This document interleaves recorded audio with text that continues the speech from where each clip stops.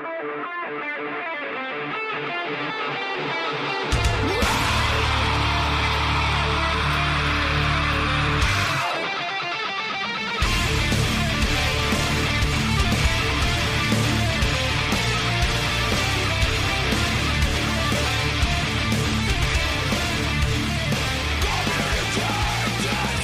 we go.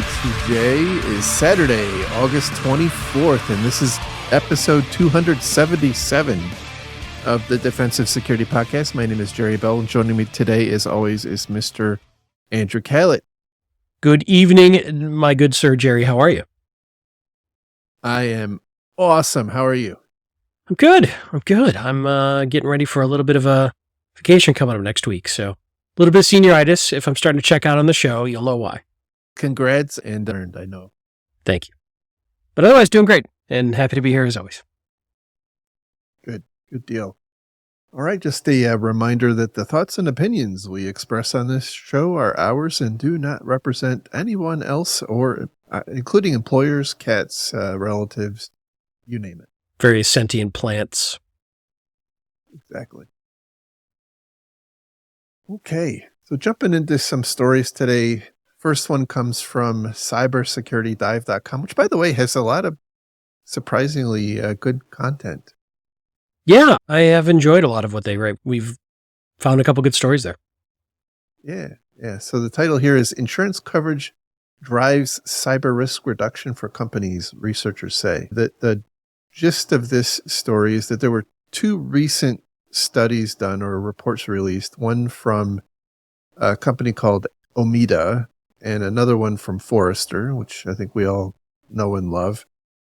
And I'll summarize it and say that both reports indicate that companies which have cyber insurance tend to be better at, quote, reducing risk, more likely to detect, respond, and recover from data breaches and malicious attacks compared to organizations without coverage. So I thought that was a little interesting. On the other hand, it to me feels like a bit of availability bias. Sure. So by that, what I mean is, if you go and take a survey of people who go to the gym and work out at the gym on their diet, you probably will find out that they eat a healthier diet than the public at large. But I go. You just go. Look. I'm not saying everybody. At least I show up, right? And I've been told showing up is half the battle. It is half the battle. That's right. Knowing is the other half, and then doing is the other half. I will say, speaking of G.I. Joe quotes, I thought catching on fire was going to be a far bigger problem in my life than it turned out to be. That and quicksand. We were a lot about that as children of the 80s. Quicksand was, I lived in fear of quicksand, but it turns out it's really not that big of a concern. For as much as I heard stop, drop, and roll, never done it. Yet. That's true. The day is young. Anyway, back to your story. I think you're right. I will also say, having worked with a number of these companies, they do, interestingly, have their own bias towards trying to keep you from getting hacked, so they have to pay out. So they do push certain things, like, and I've seen myself, and I won't, doesn't matter where or when, but if you have things like one of the well-known EDR tools well deployed, they might cut your rate on, or break on your rates, because they have their actuarial table saying, hey, if you're using certain bits of technology, that lowers your risk of usually ransomware, right? So they have, Sure. It seems to me, my opinion is, that these insurance companies feel that some of the well-known EDR brands in a Windows environment is very effective or decently effective at stopping ransomware. Therefore, they're less likely to pay out. Therefore, they lower your rates.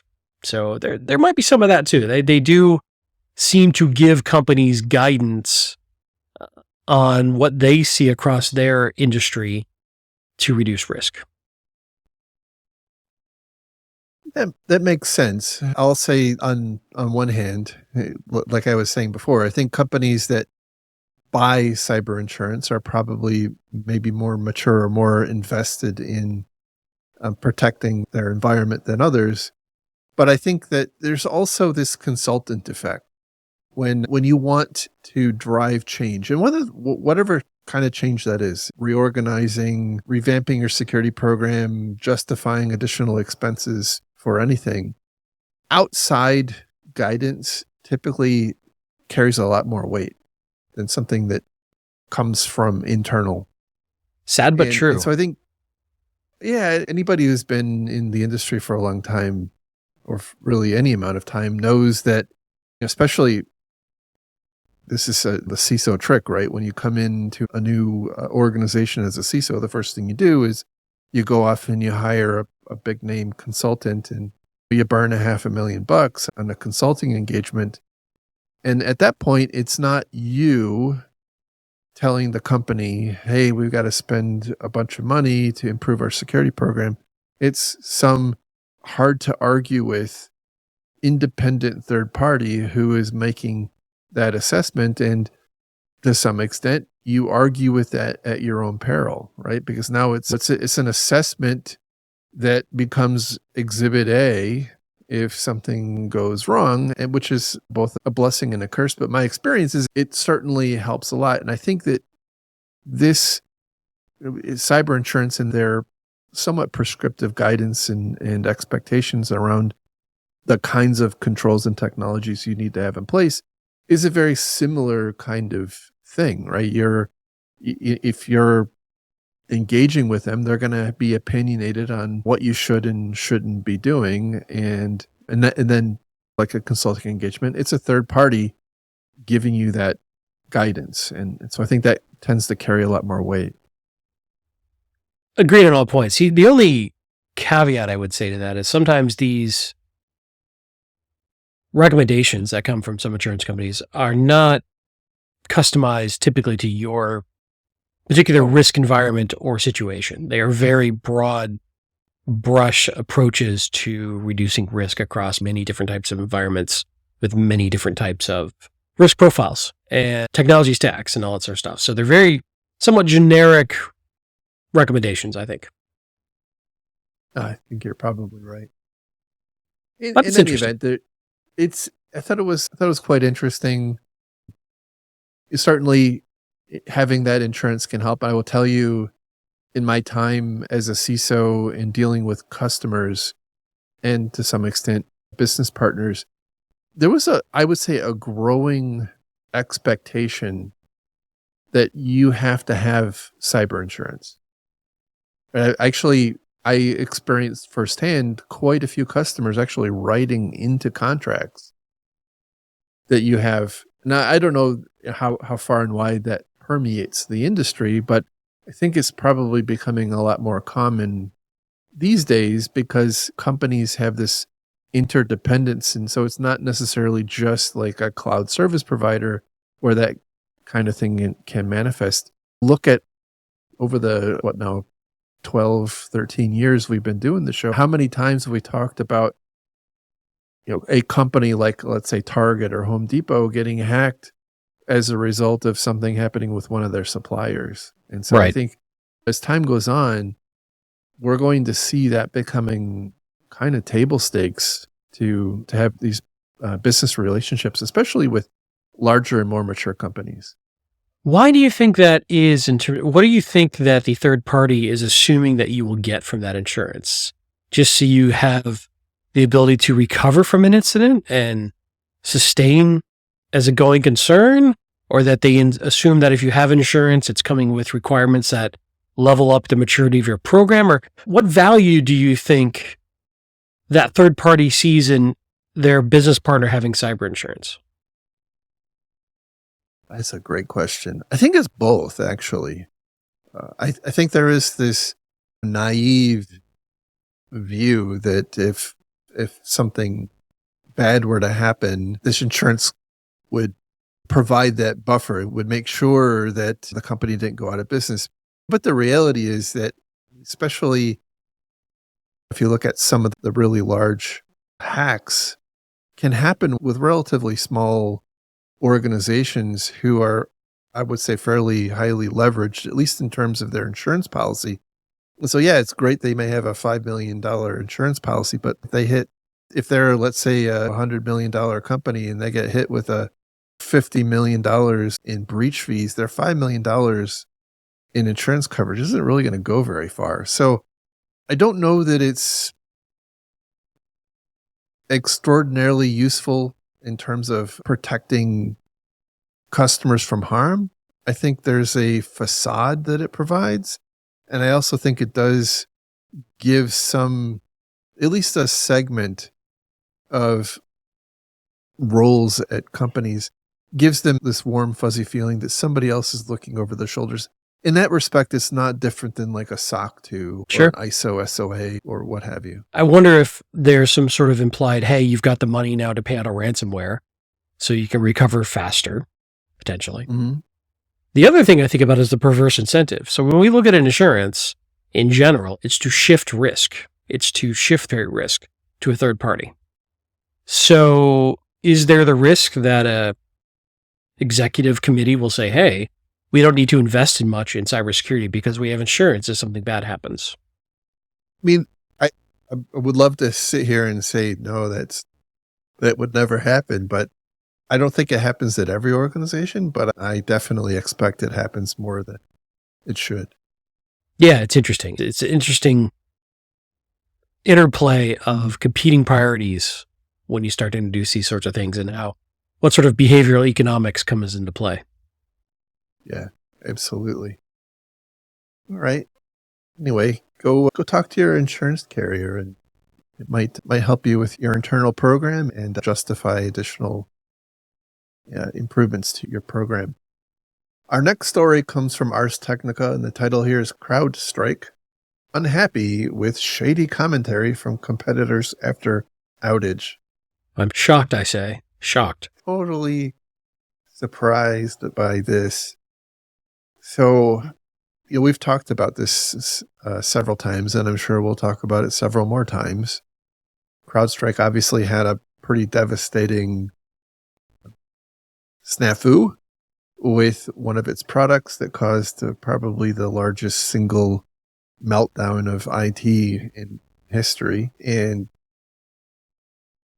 a lot of their competitors have been capitalizing on that outage. And so now this story is talking about, in the wake of some of the back and forth tit for tat mudslinging that's been going on, I think they call out SentinelOne in particular. CrowdStrike is, I think, getting a little peeved at how their competitors are behaving, basically saying, hey, this could have happened to anybody. And I think there's a lot of differing opinions in the industry based on my experience and exposure to the industry. I don't think everybody's on that bus. I think there's a lot of people who think that, no, this really would be a lot less likely with other companies. Although it is interesting that SentinelOne is one, I think, one of the more aggressive mudslingers. But they also, by the way, as far as I can tell, they do access Windows through the kernel. And in fact, the next story we have actually talks directly about that. Yep, they do. And this goes back to something that I don't have expertise in, so I'm just dancing around and pontificating on something I can't be authoritative on. But I think what I keep seeing is that most security tooling feel that they need to be in the Windows kernel to be effective based on the way Windows is architected today. So it's interesting when they talk about, they being various competitors of CrowdStrike, talk about safer methodologies, whatever that means. And I think somewhat that implies perhaps not operating at the kernel level. However, safer in terms of not causing an outage per se, but are they as effective at spotting and stopping malware? I don't know. My assumption is there's always some sort of trade-off. If we've got most of the industry wanting to operate at the kernel level, we've got another story that talks about this a little bit, and Microsoft themselves is talking about, maybe we can find ways to make this effective. It seems to me, as not having worked at those companies, but operating at the kernel level allows these security tools to be more resilient against malware trying to shut them down, and in theory be faster and more effective. And if they are operating at the user level, or in user space, the implication that I'm getting from these articles is that malware could shut down the anti-malware tool and do whatever it wants to do. And that appears to be harder at the kernel level, that it's better able to protect itself and spot things at a deeper level in the operating system. I don't know if that's true, but it seems to be most of these companies operate that way. And in fact, there was even an implication, we talked about it on a previous show, from Alex Stamos, who's the newly appointed CISO over at, or CSO or CISO, what are the two, over at SentinelOne. CTO. I think it's CTO. No, it says Chief Information Security Officer in this particular article, at least. Okay. All right. Anyway, he talked about, hey, we'll back out of using the kernel if all of our competitors will as well. So there's clearly some advantage to being there. And I don't know that anybody really wants to talk about that. I think that we are talking about this as if it's like one monolithic choice of you're either there or you're not there. Yeah. And that's probably not the right way to think about it. I suspect that there's the nuance is that there are certain kinds of functions that you don't need to perform in the kernel. And as an example, you don't need to parse your file, your definition files in the kernel. You could do that in user mode and then pull it into the kernel module. I suspect that there's some of that. It certainly adds a lot of complexity, and I'm not going to argue that, but I think that's where I don't know anything about SentinelOne and their technology, but I'm going to guess when they say, when they're trying to throw rocks at CrowdStrike, I think what they're probably saying is we do more things outside of the kernel. But like you said, if they were to completely move out of the kernel, their ability to function would be impaired. And so that kind of dovetails into the second story about this, which is from CNBC.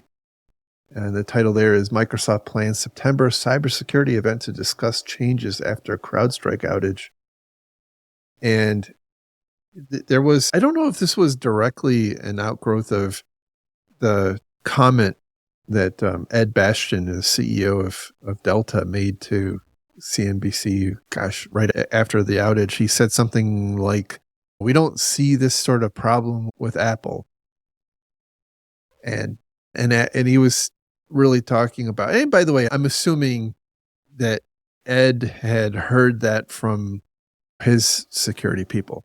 Hey, Apple just doesn't allow this, which is true, right? They are much stricter about this access. Microsoft will certainly point to the decision that was rendered against them in the EU that forced them to open this up, because, by the way, Microsoft is a direct competitor to both SentinelOne and CrowdStrike when it comes to endpoint security products. Like they have their own product, which is in contrast to Apple. Apple doesn't really have an equivalent thing like Microsoft Defender. Right? No, they don't have I would say, a single brand around security. They do things a little differently.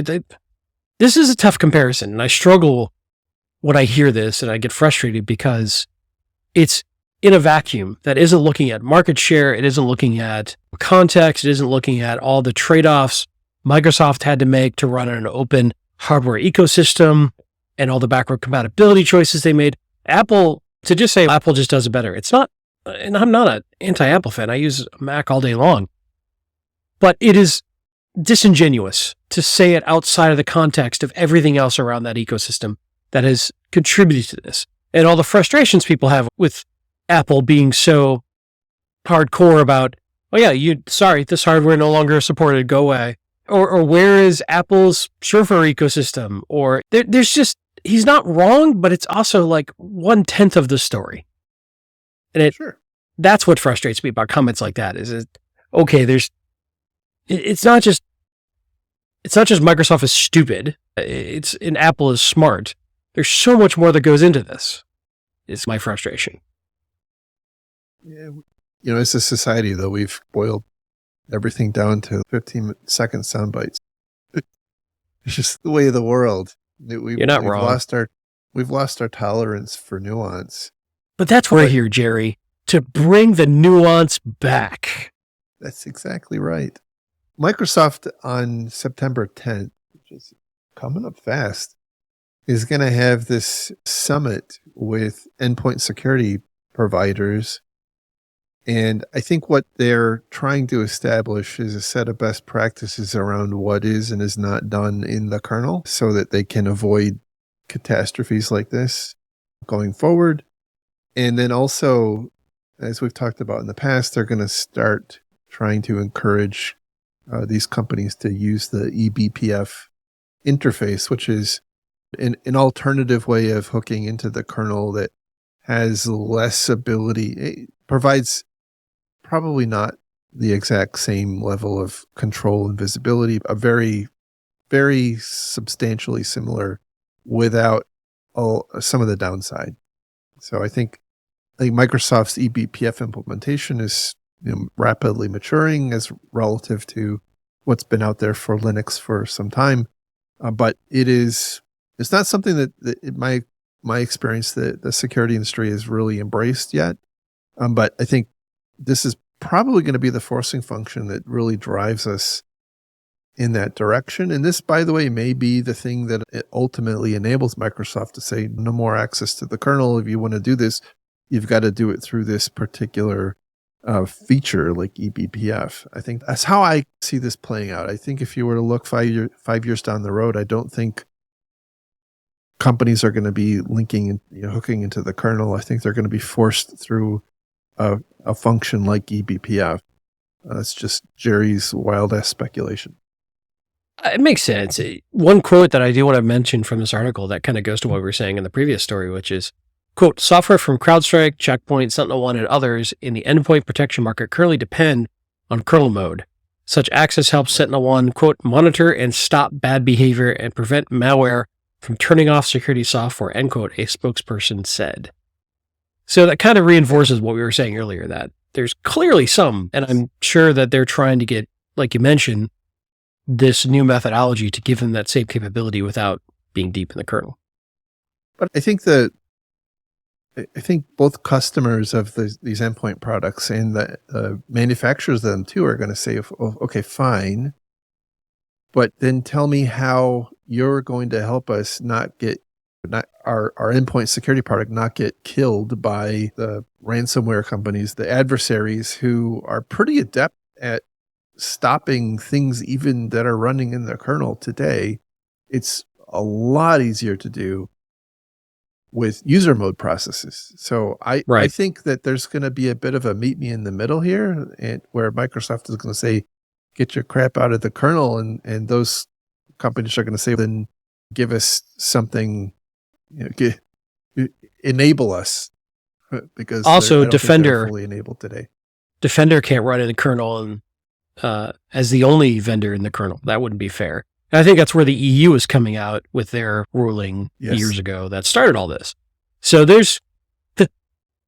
make no mistake, I guess is what I'm saying here, that there is absolutely a competitive standoff going on here. These companies are frenemies in this situation.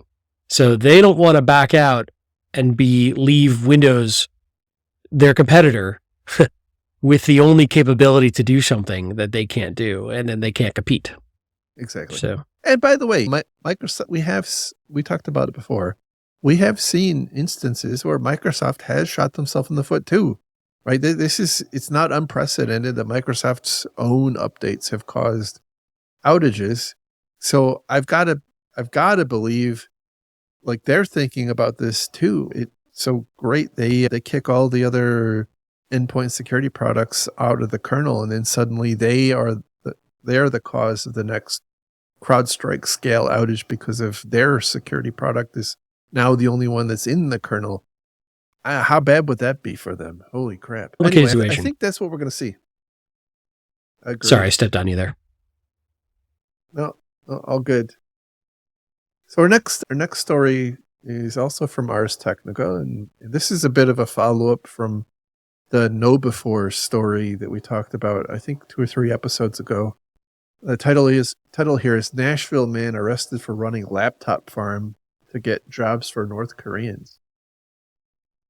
So Hey, man, if you North Koreans need to work too. You recall the security awareness company Know Before published a blog post about how they had hired what turned out to be a North Korean agent. And the way that went down was they interviewed and selected and hired a person who turned out to be a North Korean citizen. And they shipped the laptop to a laptop farm. And I actually had some questions about how that worked. This actually explains how this goes down. It's very enlightening. So this person named Newt, his last name is Matthew Isaac Newt, who lived in Nashville. He had a relationship with a set of people in North Korea where he would facilitate, and it looks like it was a fairly sophisticated operation where he would help track down identities that they could use. He provided a place for North Koreans who were being hired by, unknowingly hired, by the way, by U.S. companies to have their laptop sent to. He would receive the laptops, put it on his home network, install remote access software, and allow the North Koreans remote access into the laptop so they could, quote, do their work. And it's just a fascinating thing. I guess they said that they were making, each one of the North Korean employees was making about $250,000 over the roughly year period that this was going on. The allegation by the U.S. government is that the money these people were earning was in turn being used by North Korea to fund their weapons program. So obviously not super awesome.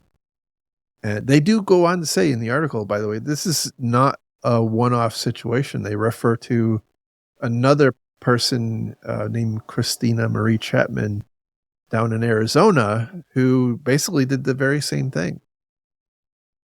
So it's a fascinating, I didn't realize this was as large of a problem as it is, but apparently this is a fairly becoming an industrial scale operation run by individuals. I'm surprised. Yeah, it's interesting. It's a little different too than Know Before, because in this case, it looks like the North Korean IT employees are doing legitimate work. They're not immediately installing malicious software, and that they're trying to earn their wage, as it were, of activity in this case. But I'm also very curious how the money was moved over to North Korea. And was this paid? I'm sure it's paid to a U.S. bank account.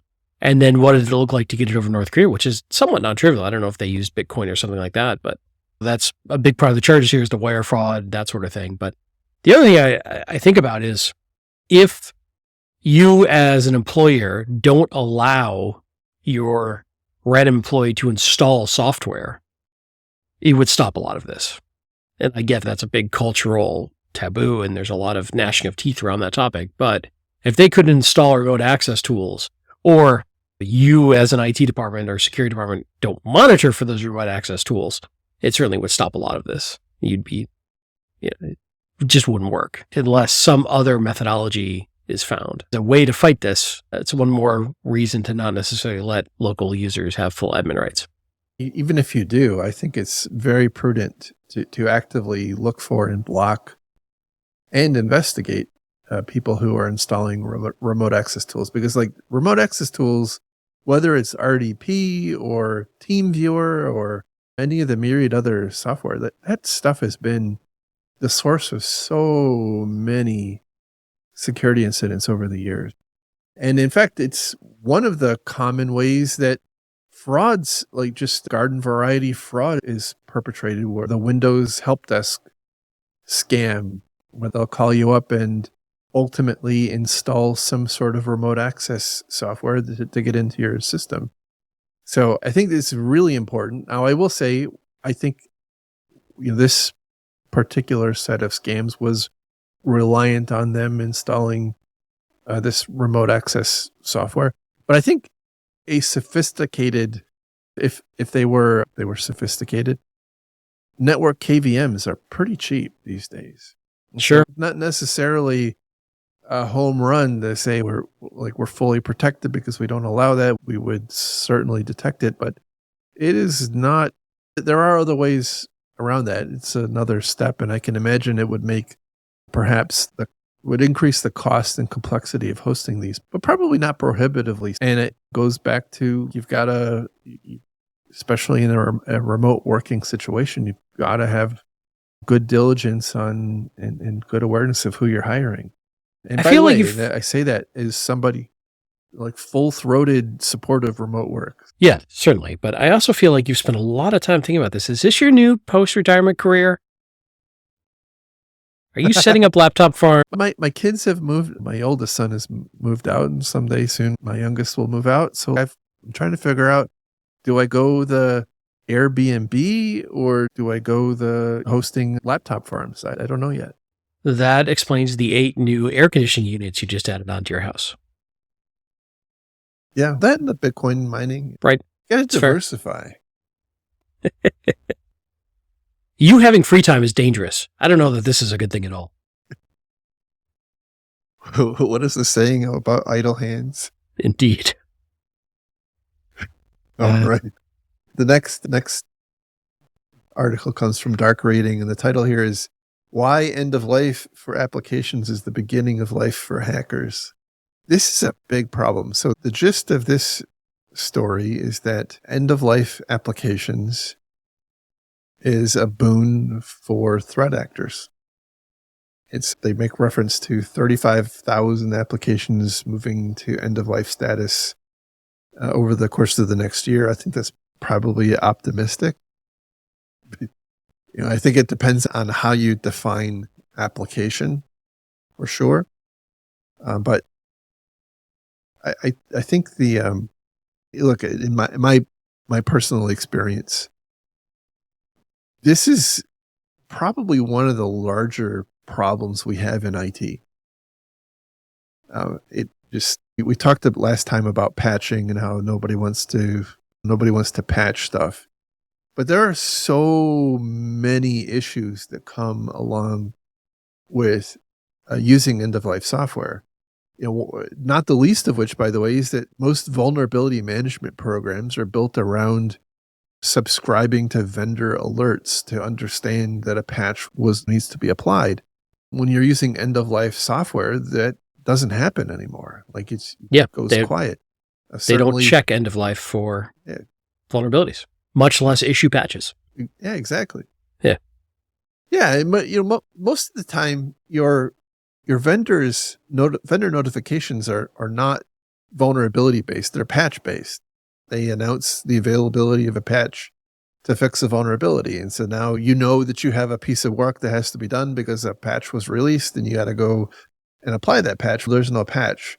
A lot of vulnerability scanners work in a similar way, especially as it pertains to maybe less well-known applications. Now, certainly if you're using a Tenable Nessus and you're running an out of support version of Linux or Windows, like it flags that itself as a critical vulnerability, but you don't have any granularity about what the actual technical vulnerabilities are because they don't know. It's just like it's end of life. Who knows what sort of vulnerabilities there are? And I think it starts to descend into obscurity after that when you get into like open source components and whatnot.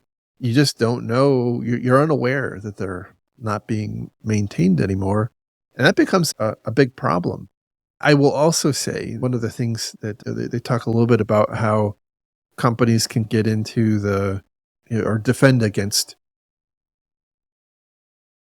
letting things go end of life. But I will say in my experience, it's easy. It's a trap to fall into when something goes end of life, right? Because hey, it's end of life, but there's no known vulnerabilities. And we have this other thing that needs to be done, and it's super high priority. It's going to make $1 billion, blah, blah, blah. And at the time, that's true, right? It's true. It's a low risk thing. Your version of WordPress is out of date. There's no known vulnerabilities. But then you start to collect these things, and suddenly you're buried under too much technical debt, and it's really hard to get out from under. And you end up in this position where you've got so much of this debt that you have a hard time even understanding not only what all is end of life, but are there actually vulnerabilities? Like at the time you made that risk acceptance to allow this end of life thing happen, you knew that there wasn't, but like, are you actually keeping up with the vendor and with the industry to know whether that has changed? And I think if you're talking about one thing, one application, it's fairly easy to manage. But once you start accumulating a lot of these, it becomes really unmanageable. Yeah, you echoed a lot of the notes I had as well, which is once you get so far behind, it's that much more difficult to get caught back up. And then it becomes that much more of a fight comparing against other higher priority things to work on patching or massive upgrading, as opposed to just keeping things up to date bit by bit. The other thing I think about that I have my notes here is if something is that far end of life, it's not just a security thing. You don't know necessarily if other interactive or interrelated components are supporting that version anymore or are tested against that version. And you might start seeing some weird, buggy artifacts as a result. And you brought up the open source thing.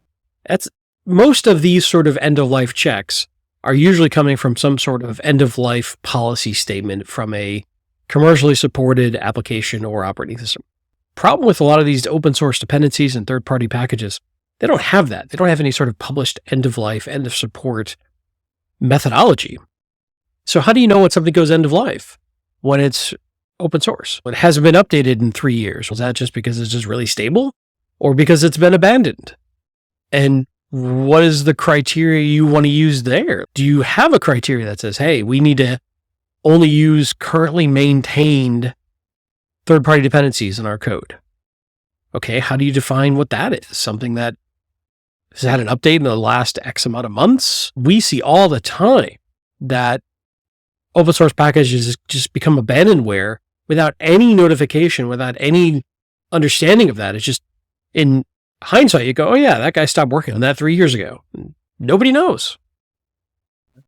It's not certainly not universally true. There are plenty of open source, especially the larger ones that have a defined roadmap. But I think you're spot on. If you don't see that there's been an update on a particular piece of open source, is it because there's nothing wrong with it, or is it on you to go look at its GitHub repository and see that like people have been jamming the issue log with requests to fix some vulnerability that are falling on deaf ears? And when you start to think about the many tens of thousands or even hundreds of thousands of open source components some applications use, that it becomes really challenging. And I think that's where some of the open source management tools like Mend and others can start to help. But, even those aren't infallible.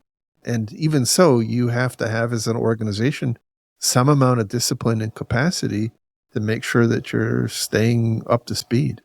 Yeah. The other thing, by the way, that I wanted to hammer on, because I hate it with a burning passion, and it has happened every time I've been involved in it. And it's something that I feel like as an industry, we have to do something about. And that is in the aftermath of an acquisition, accounting systems. Can we just talk about those for a second? Now we're going into the fun part of our show. I don't know how many acquisitions I've been on the acquired side, and I've been on the acquirer side a bunch of times. And it happens every single goddamn time. The acquired company has an accounting system. And what happens why do companies acquire other companies? One of the main reasons is this thing called synergy, right? And the synergy basically means that we don't want to run duplicate HR systems and accounting and whatnot. If we consolidate all that back-end stuff and continue to make money on the products they sell, then like we've increased the value, that the whole is more than the sum of the part. And that's The why back a lot of office companies overhead is, acquire other. yeah. Sorry, I was just going to say the back office overhead is, yeah.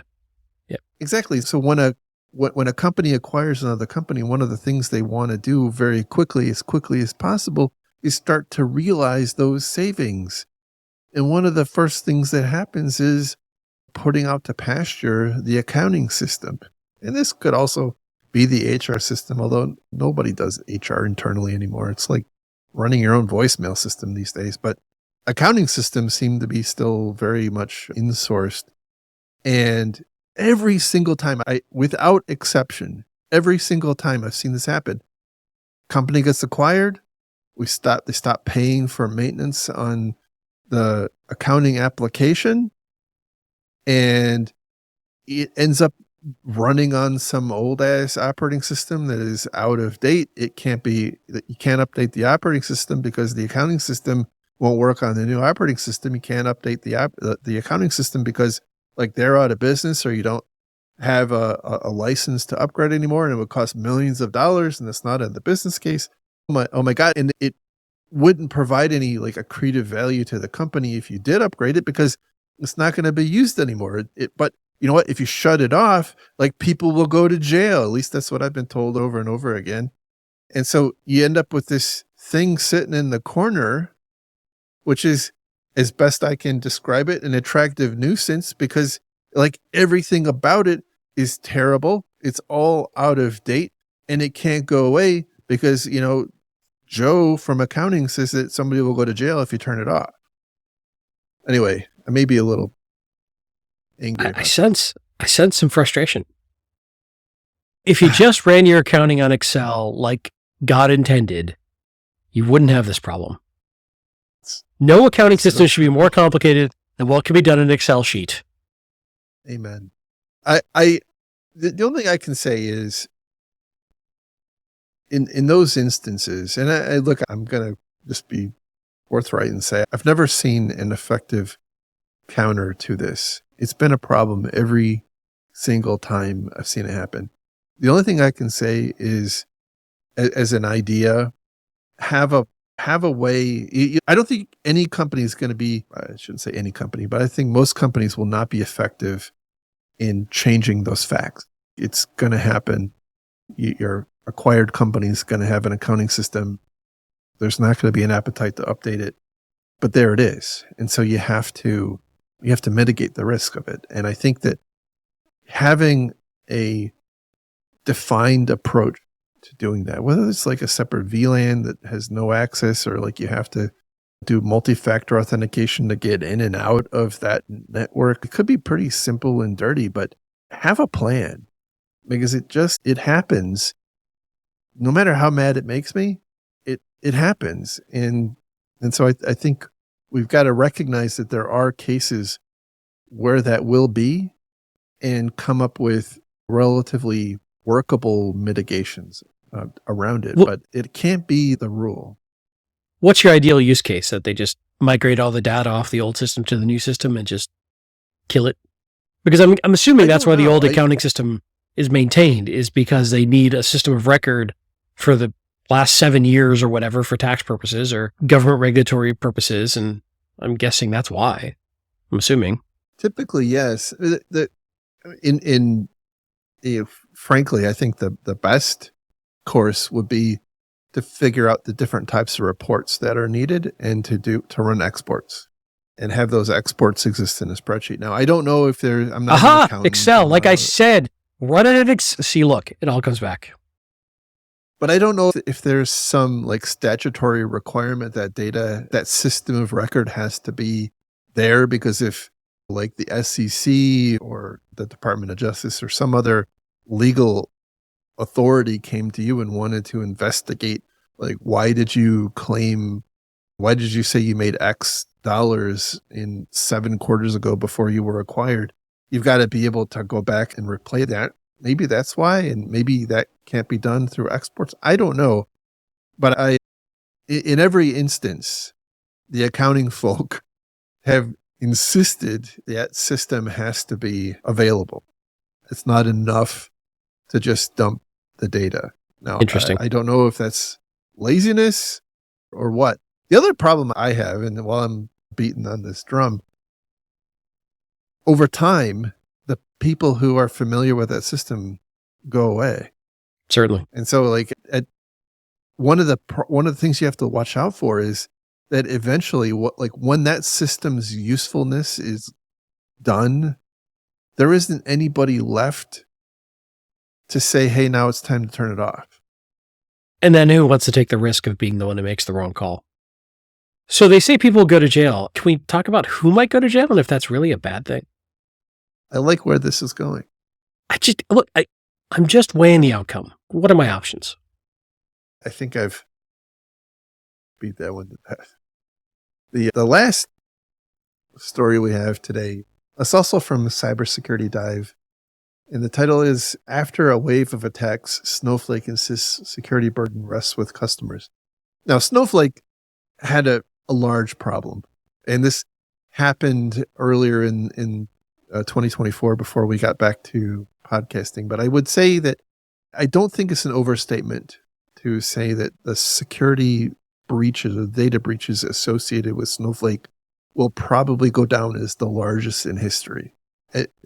Bigger than anything there ever was, and perhaps bigger than anything there ever will be again, maybe.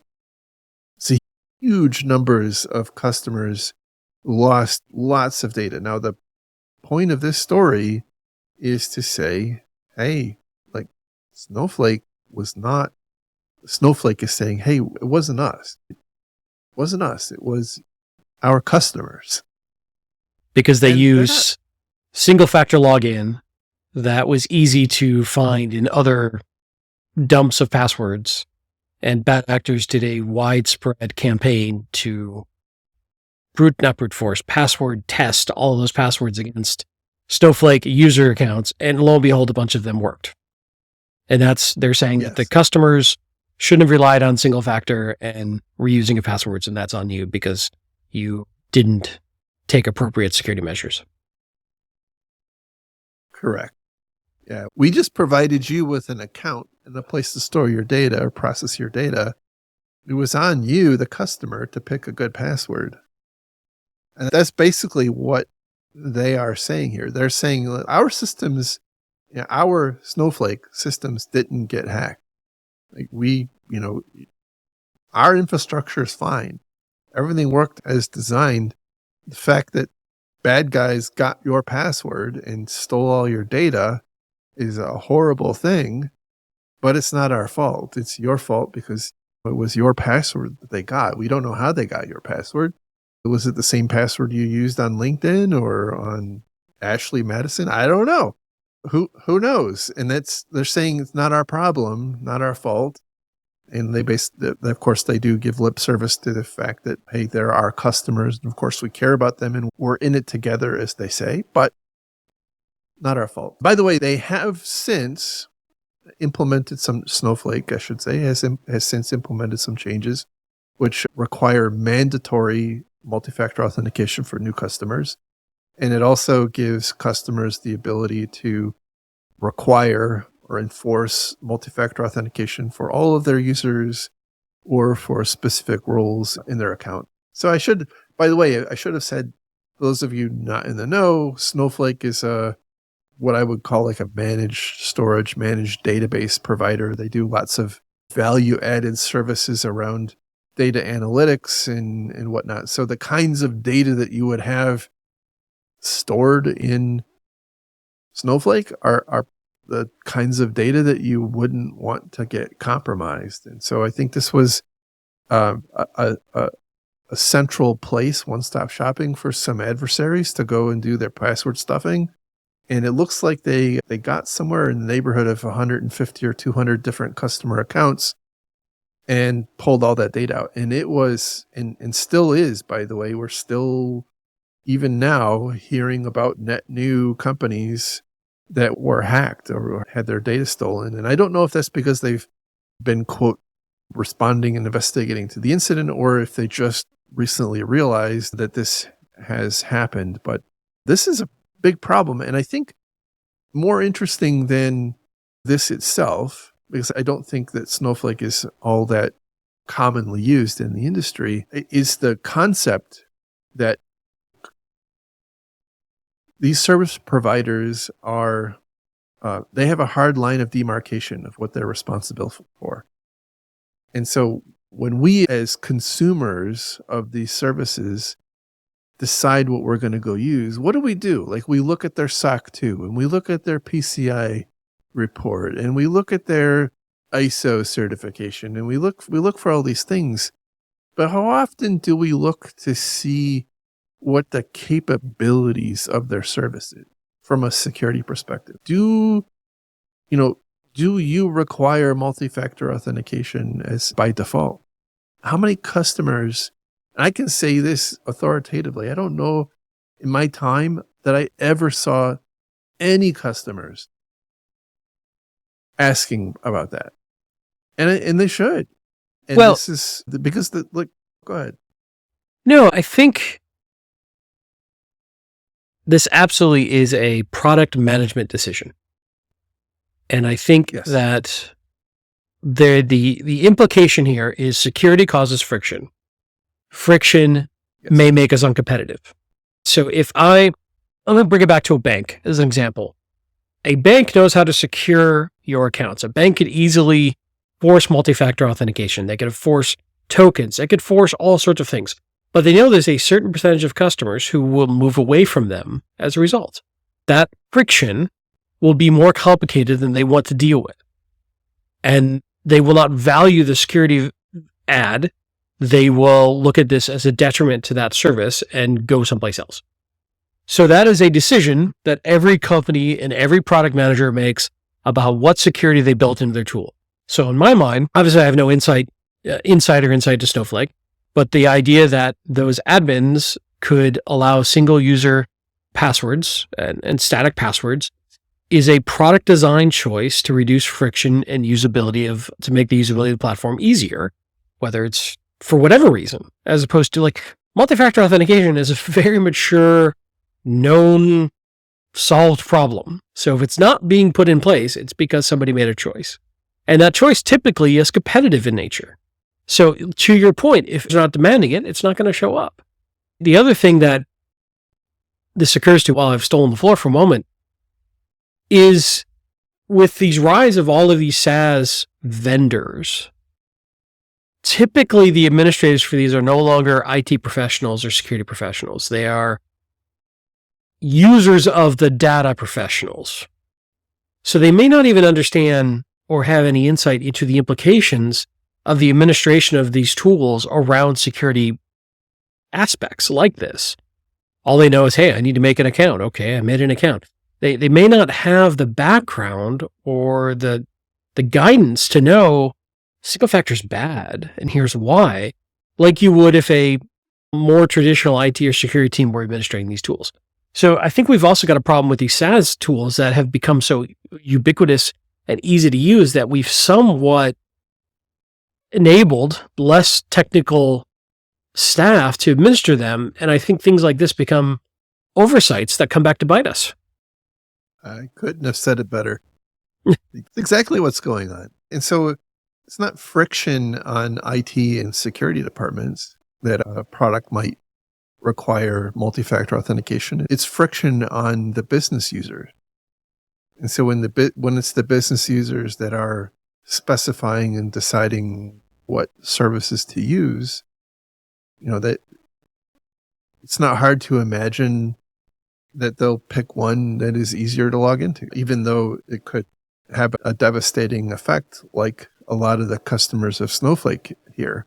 And so it's a complicated thing because if all of the providers were requiring multi-factor authentication, there wouldn't be a difference. There wouldn't be a differentiation because the business users would have kind of a similar experience across all of the different providers. But we know that's not true. But I think that if you zoom out, the concern I have as an industry is that we're not broadly speaking, we're not deeply aware of the responsibilities that we are picking up for properly managing those services. We are, to some extent, doing what we think is due diligence, looking at those providers and saying they're a reputable company, they're secure, they have these certifications, but then that's like the end of it. We don't think about what our obligations are. And this manifests itself in so many different ways.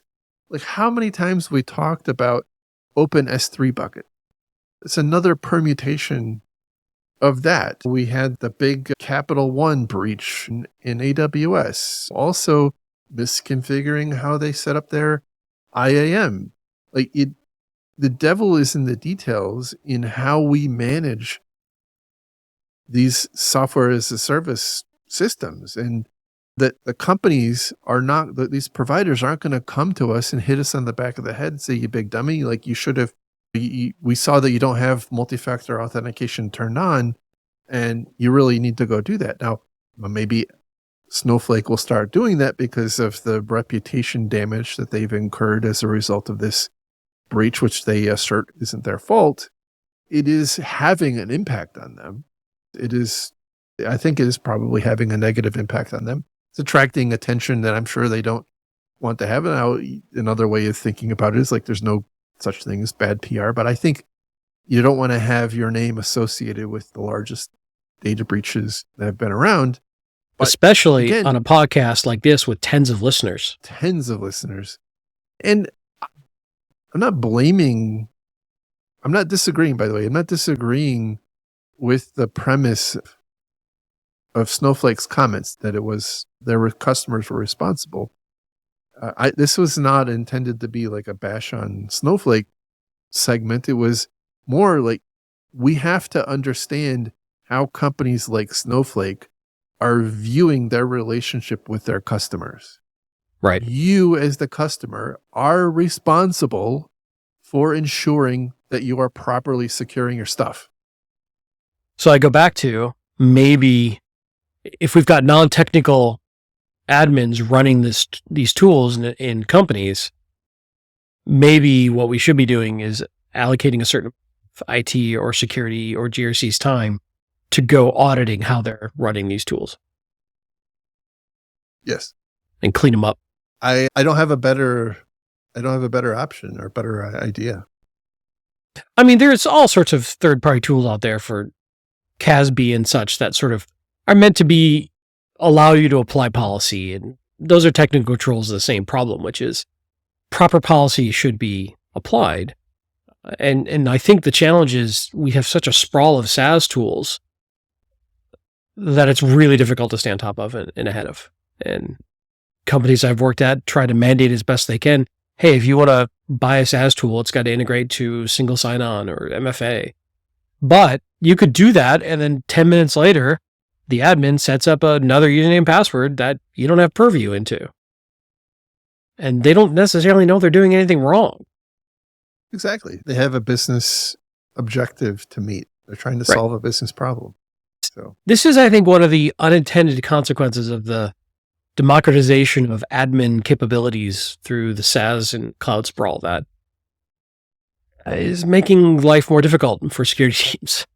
Yes. And I do wonder, by the way, I don't know that we'll ever have clarity on this, but I do wonder I think it's 165 at last count, of the 165 companies whose data was breached from their Snowflake account, how many of those companies found their IT and security departments found the fact that they were using Snowflake in that way a surprise, or that they didn't have multi-factor authentication turned on? How many times was that a surprise? And I think it's going to be an unfortunately high number.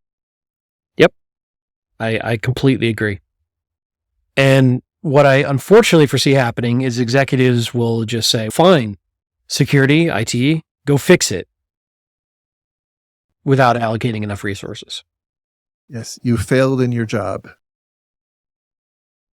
Which I guess is not a completely unfair statement, but on the other hand, I think we have to be enabled in our jobs, and I'm not sure that always happens. Yeah. So anyway, It's a tough problem. The stories for today. Oh, Sorry. Sorry. I think there's a lag now. Yeah, we might be. We stepped each other a little bit this show. We'll figure it out. I think I don't know if it's because of the way we're recording or what, but I think there's a bit of a lag. So in any event, that is the show for today. I appreciate everybody's attention and hope you found this useful. And if you like the show, you can go listen to back episodes. Everything is available on our website at www.defensivesecurity.org or on your favorite podcast player. If you do the show, we would love for you to give us a 5-star review. That helps make sure that other people are able to find us and get us. And by the way, if you don't like the show, you can also still give us a 5-star review. Even more so. And just not listen. Yeah. That's true. No, it's free. 5 stars is free. Yeah, and then you just don't listen anymore. Or just play it for your cats. That's what I do. Yes. I'm not even going to continue down that road. That's fair. This is going off the rails. All right. You can find Mr. Kalat on the social media where? I'm on Twitter/X at @Lerg, Lerg, and on InfoSec Exchange on the Fediverse, also @Lerg, Lerg. Awesome. And you can find me on the Fediverse at Jerry at infosec.exchange. And with that, we will talk to you again very soon. Thank you all. Have a great week. Have a great week. Bye-bye.